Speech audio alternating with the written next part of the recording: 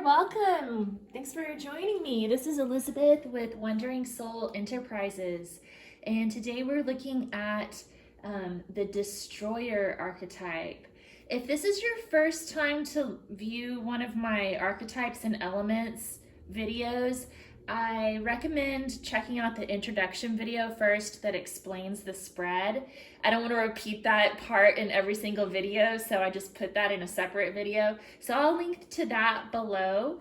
If you're back, welcome back. Thank you to all my subscribers. I'm really excited. The channel's starting to grow. For me, that means I'm at 17 subscribers right now. I know that's not a lot compared to some of the big YouTubers, but I really appreciate all of my subscribers.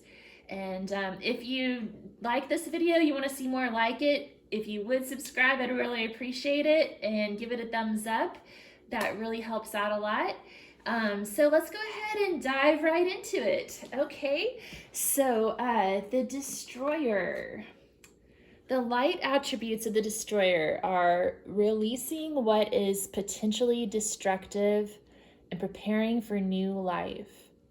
And then the shadow attributes are intoxication with destructive power and destroying others' dreams or potential. And you can see that image of the volcano there causing a lot of destruction, but then after the ashes settle and the lava cools down, it creates really fertile soil for new life to emerge.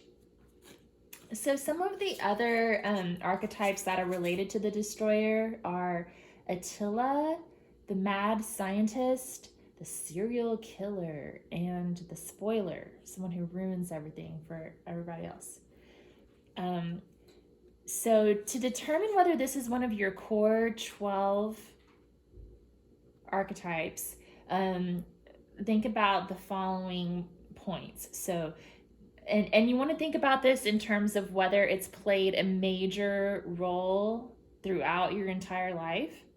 Okay, so an impulse to destroy and rebuild, and it can be so one thing to keep in mind is that this can be beneficial when releasing that which is limiting us. So when we destroy our illusions,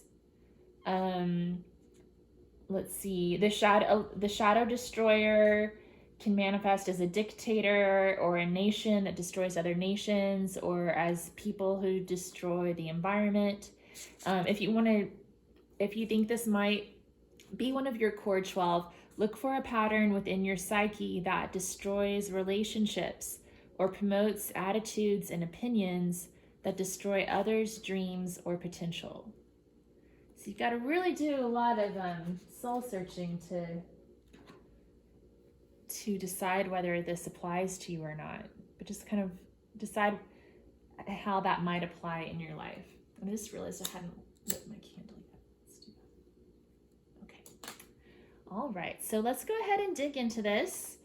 From the element of earth, we have the 2 of diamonds from the Sailor Jerry deck, the 8 of stones, skill,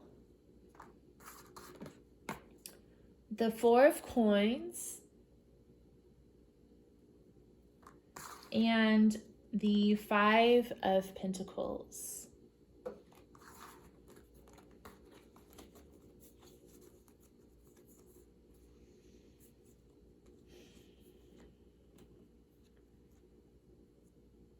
So this brings to mind that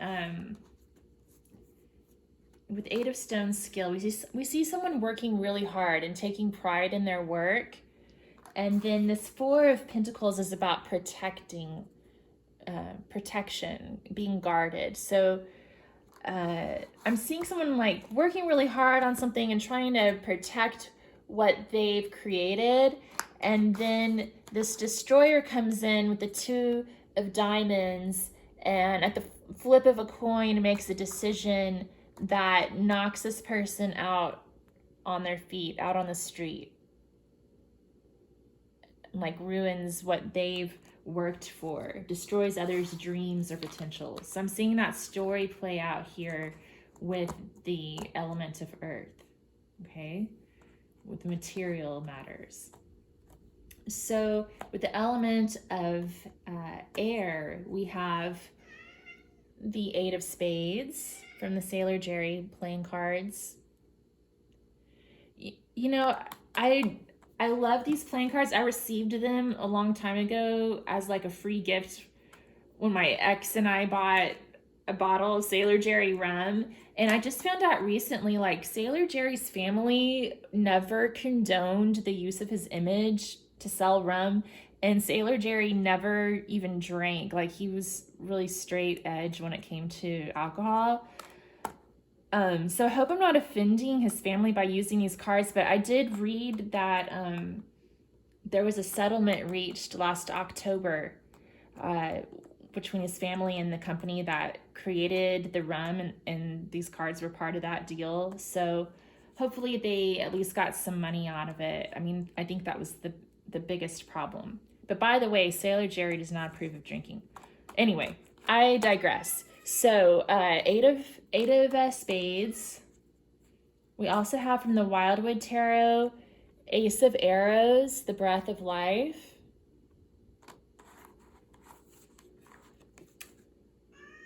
The 6 of Blades, and the Ace of Swords.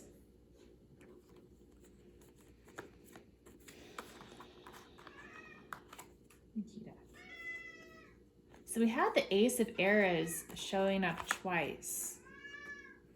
And to me, this is showing the impact that words can have on others. You know, sticks and stones can break my bones, but words can never hurt me. Well, the truth is that they can. And words are like a sword sometimes. And we can use our words to tear others down. And then it takes a lot of work for them to cut themselves free from the negative thoughts that it creates, and to move forward and find peace. Hold on 1 second. Let me see if I can move.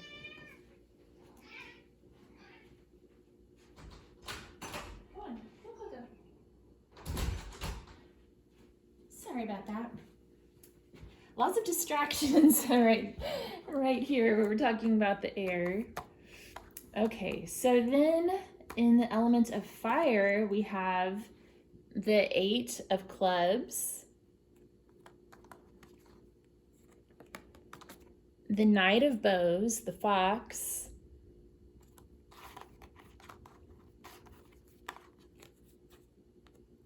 the Queen of rods, and the Ace of wands.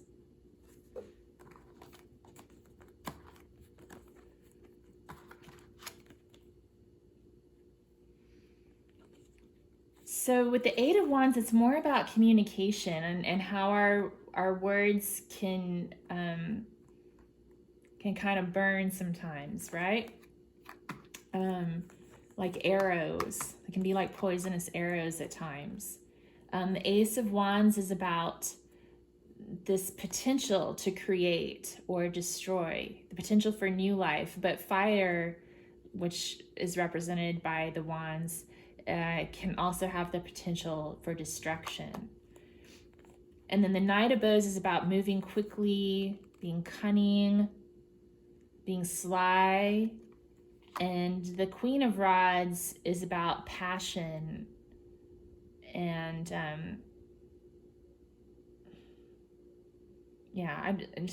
passion's the main thing that comes to mind here. Kind of like maybe a little bit of Pele energy there. And then in the element of water, we have the 3 of cups, the King of elixirs, the Knight of vessels, and the Queen of hearts.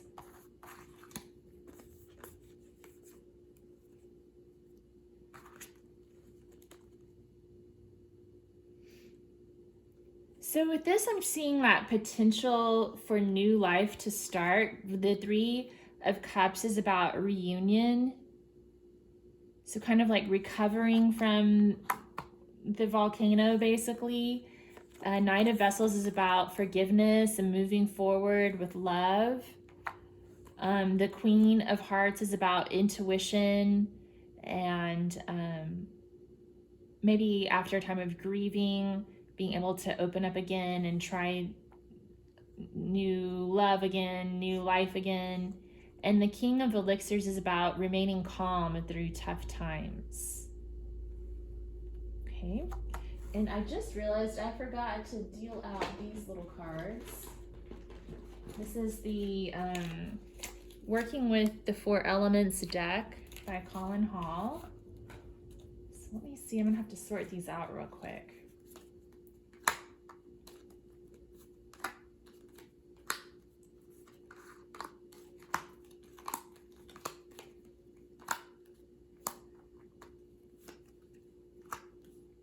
So for those of you who are new to this reading, while I'm doing this, I guess I'll go ahead and explain.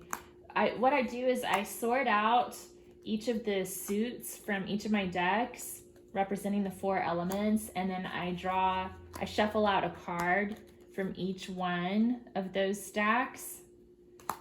And then up here I have the major arcana from each of my tarot decks. And then we also look at the Goddess Inspiration Oracle and the Gods and Titans Oracle. And these three stacks together give us messages from the fifth element of spirit. So it's just a different way of looking at the archetypes through the lens of the elements. And I think in that introduction video, I have a link in the description box of that video linking back to Carolyn Myss, her YouTube page, where she talks about the archetypes. She has some really great talks posted on her YouTube page. You should check it out because she kind of explains how these can be used and how we do use them and how they do come into play in our everyday life. I love her. She's so cool.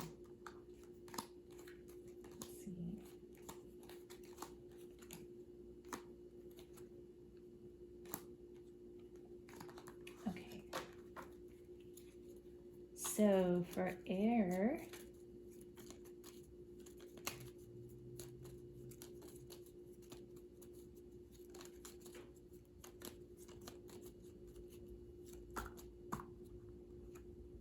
sorry, this is earth, not air. For earth, we have Earth Angel, card number 1, and look at this, Meeting of the Fairies, card number 11. So we have 111. You might want to look that up. Lots of rainbow colors coming through. Okay. So now for the element of air, for real, the element of air.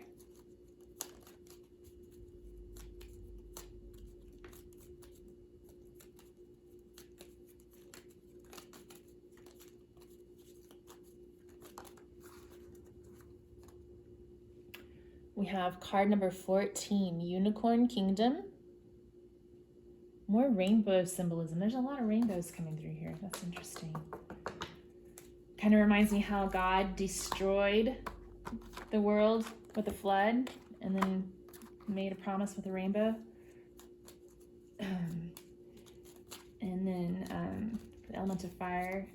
It's when I posted a song. I also post songs on my channel, and I posted a song a while back called Sinner, You Better Be Ready.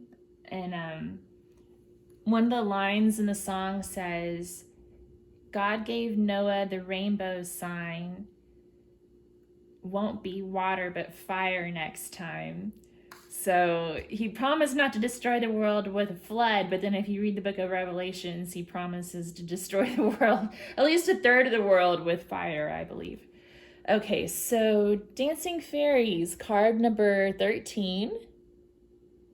And I'll look at the book to see if we can pull out some extra messages from these elemental cards. And what do we get for water?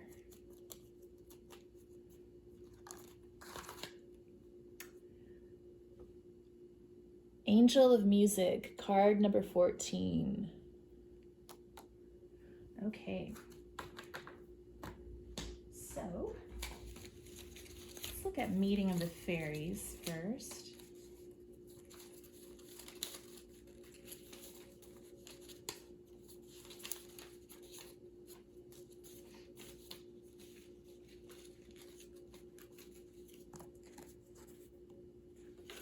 New friendships and new thinking arrive in our lives at a time of change, and hopefully we can learn from the experience. In life, we must learn to go with the flow when new situations arrive. Life is a school of learning about our physical and spiritual self. There are teachers in the world of spirit to help us on our way through life. It's about overcoming fears. And then Earth Angel is from the hierarchy of intelligences with a specific job to do on Earth. Her brilliant aura is flowing down to the Earth. The flowers around her head are the symbols she is working with the nature spirits and herbal plants for healing. Okay. So the Meeting of the Fairies is especially calling out to me here. I think that what they might be trying to say is that for some of us, we all embody all of the archetypes at one point or another. Some of the archetypes we relate to more closely as part of our core 12, I guess, but we also deal with other people who exhibit these archetypes in our lives. Like, I know I've felt before, like I've had a really controlling boss. Like, I'm kind of getting that vibe. Like maybe that person would be kind of closely identified with the destroyer archetype. So with this Meeting of the Fairies card and the advice it was giving about new situations, new relationships, learning, moving on, going with the flow, I feel like that's kind of guiding you towards healing if you've been shut down and shut out by someone who exhibits the destroyer archetype in your life. Someone who's tried to destroy your dreams or potential.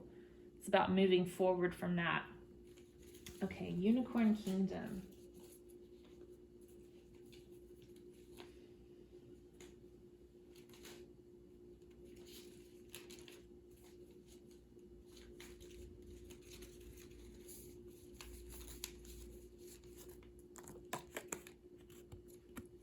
There are many mystical animals in the astral world, from dragons to unicorns, the great white horse that can take you into this fascinating astral world where we astral travel in our dreams.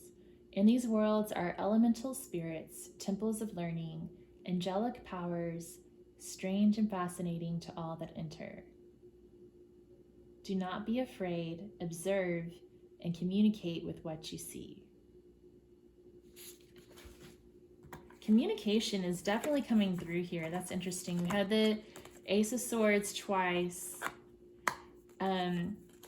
Eight of Spades is about being trapped in your own thoughts and self-imprisonment of your own thoughts. So it's about breaking free from that, not being afraid, not allowing your fear to hold you back, to move on with courage, and to communicate with this strange and interesting world around you.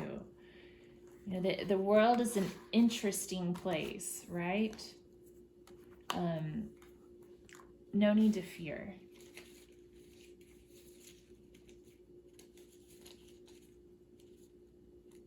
So let's see what the Dancing Fairies have to say. We had Dancing Fairies, and then we had Angel of Music. So, dancing and music coming through. Fairies are often seen playing in nature. The fairies inside the flowers are harmonizing with the flower and the wind as they are blowing to and fro. The butterfly and the flying fairies are flowing with the wind. We can learn from nature how to flow with life. I will dance in harmony with spirit. So that's all about harmony. And then we have music coming up. Angel of Music, W14.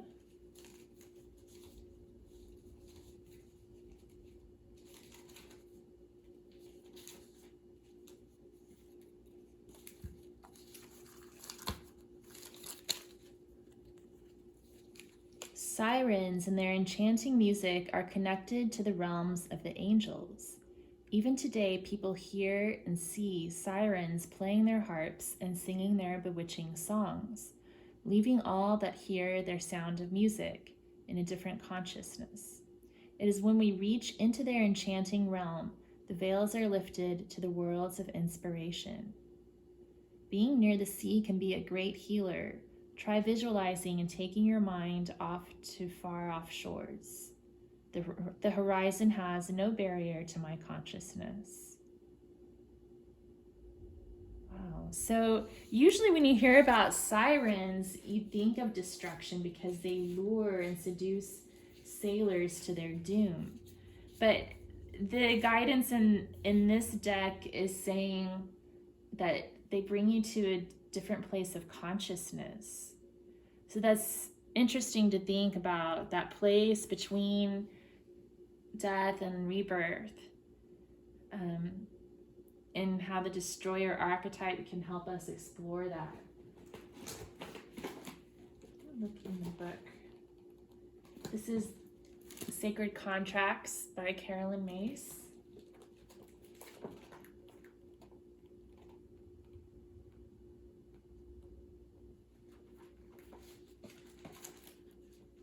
So destruction and reconstruction are basically death and rebirth, that age-old cycle. That's very archetypal in itself.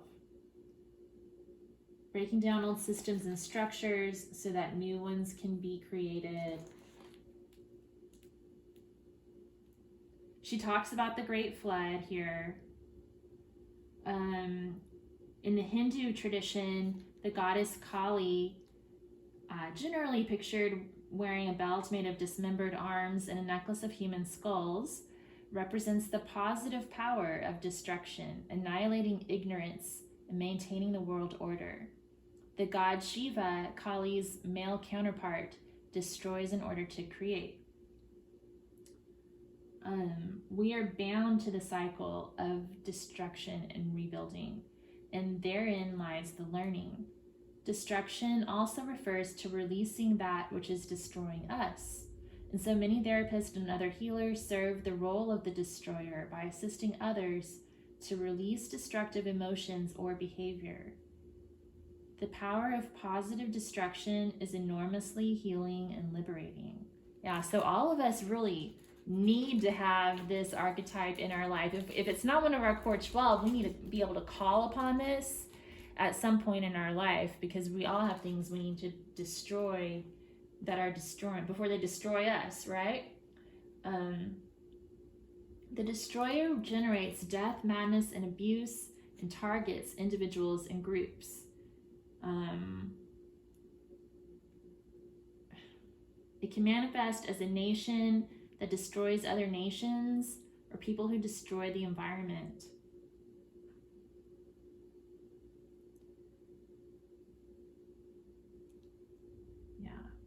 Okay.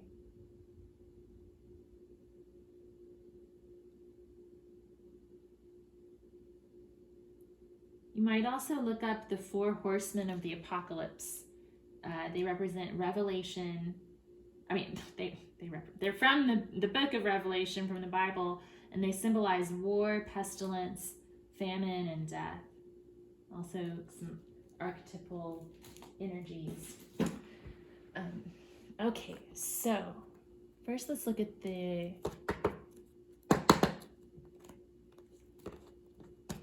major arcana.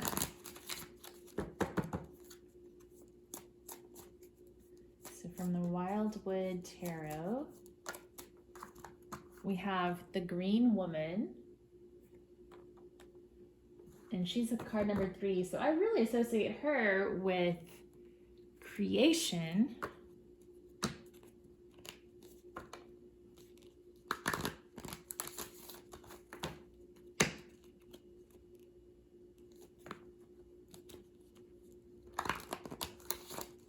but she's definitely that goddess energy. Okay, from the Antique Anatomy Tarot.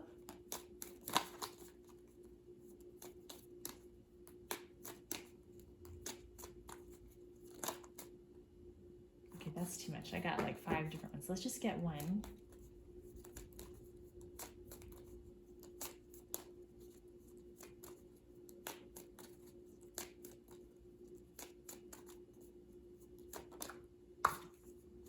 We have the Hierophant, which is interesting. So the Hierophant can represent those structures, like the institutions and structures themselves. So we're talking about breaking down old systems and structures so that new ones can be built.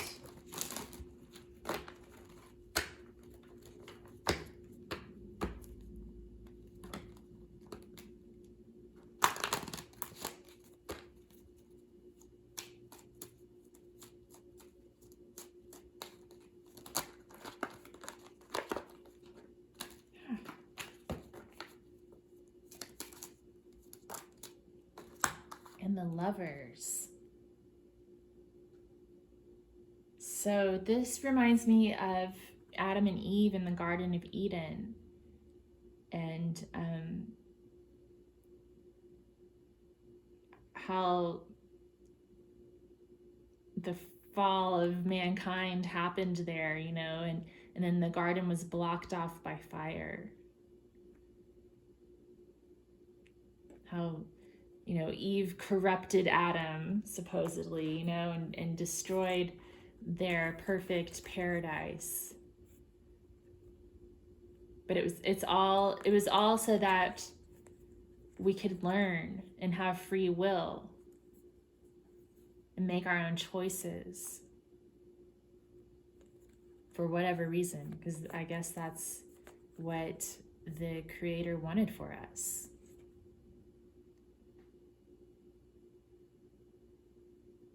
And then the Empress comes in and starts new things and gives birth. The Green Woman gives birth to new things after the destruction's past. Sometimes the Hierophant has to pass away.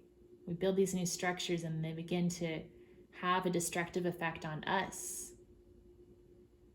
You think about how like corporate greed has taken over our government and our lives and everything. You know, there's a need to break down those structures before they destroy us. Okay.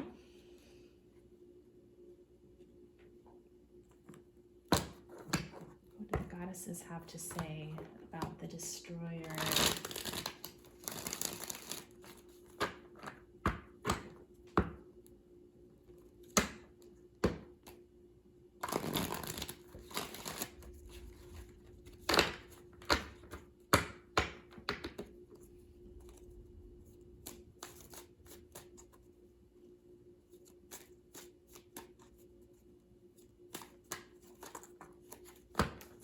Just get one.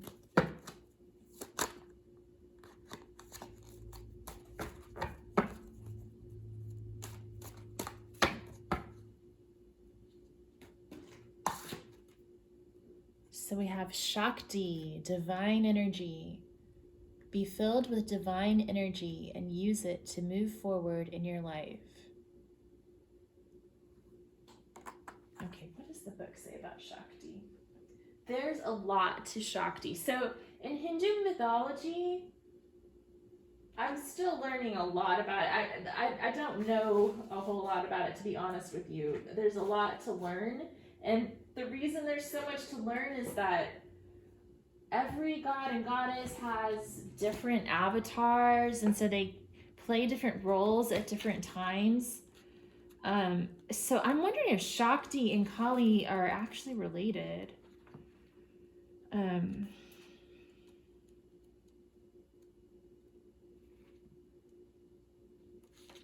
Okay. So Shakti represents divine energy, femininity, sexuality, and life force. The goddess Shakti is honored in several ways in India. In tantric traditions, Shakti is the powerful feminine counterbalance to masculine energy.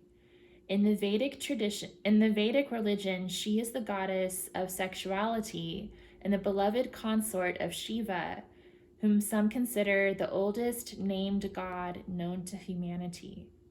Shakti's name translates as divine energy, an appropriate honorific for a deity who animates all of life. This primordial deity is the personification of creative energy in motion, a goddess who empowers people toward action. Yeah, so remember how when I was reading from the Sacred Contracts book, she was talking about how Kali is the consort of Shiva? Well, Shakti is too. Shiva is the god who destroys the universe every so often so he can rebuild it again. And Shakti, I think, has something to do with that as well. But she in particular is the life force itself.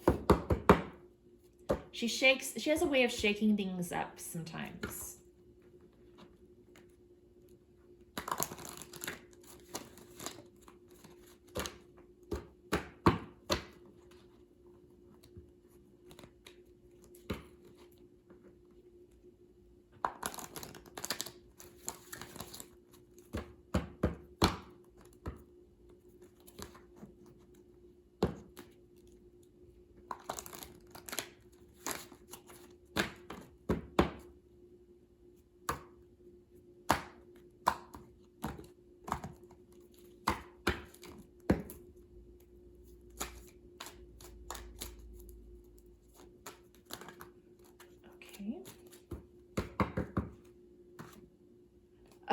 Oh, wow.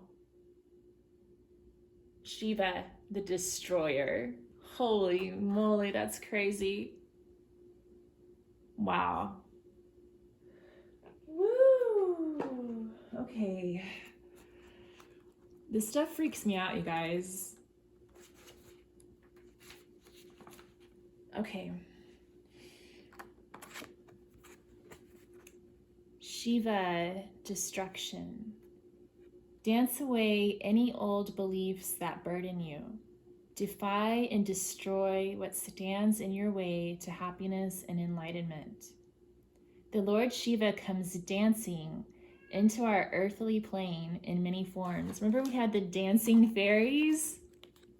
I think Shiva likes to dance too. I think that's part of the reason there's so much dancing in all the Bollywood movies. I don't know. I'm assuming. I'm making assumptions, but I think that's part of the reason. Shiva is the third aspect of the Hindu Trinity. Brahma is the creator and Vishnu the preserver. While some fear the idea of destruction, it is important to see this action as part of the natural, continuing cycle of all things, and in some ways, a relief from the burden of suffering. There is nothing extra with Shiva. All that is not real is destroyed, yet there is the essential masculine energy left for his connection with Parvati, his wife. See, so in this book, they're talking about Parvati. It's very confusing. I went to a seminar about Hindu mythology and the goddesses, and so Shakti, Parvati, and Kali are all like the same goddess, I believe, but they just take on different avatars. So it's kind of interesting. Shiva is often pictured stepping on the demon of ignorance as he disassembles what is not needed. By letting go of old beliefs and false identities, we become freer and, in the end, more enlightened. If Shiva has entered your life, you may need to disrupt or get rid of something that is not working and is holding you back. Negative thoughts, insecurities, and having little faith in yourself could be stopping you from achieving something you want. It may be time to destroy those ideas and rebalance yourself again. Remember talking about being trapped in the prison of your own thoughts and needing to escape from fear, cutting through those illusions?